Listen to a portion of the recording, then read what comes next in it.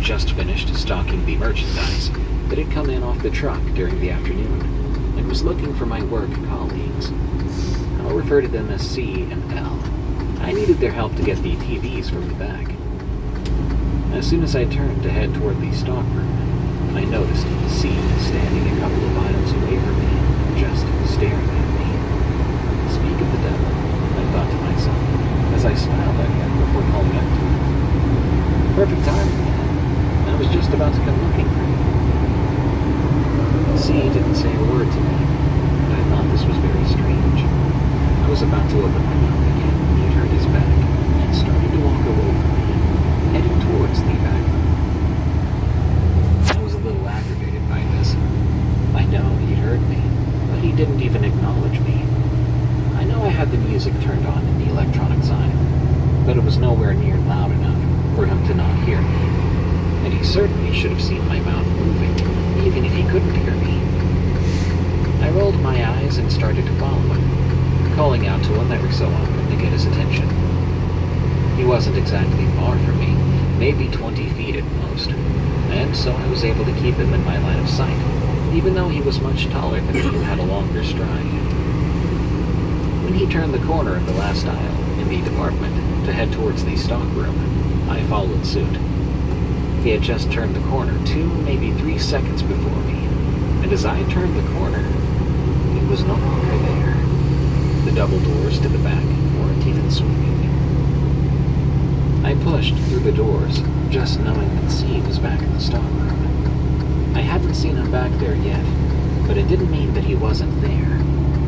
I just saw him head that way after all, and I was really irritated that he hadn't responded to me at all while I was calling his name.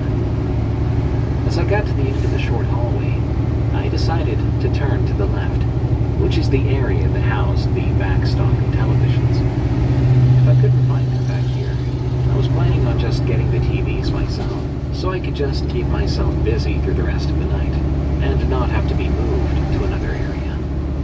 As I turned the corner, I heard voices further down the room I entered. It was where the store kept all the excess apparel, as well as the merchandise that I've been on a quest for since the beginning of when I saw C. As I moved closer to the TVs, I suddenly recognized the voices. C and L were back here. My irritation grew anew as I got closer to them and heard their voices louder. What the heck, C?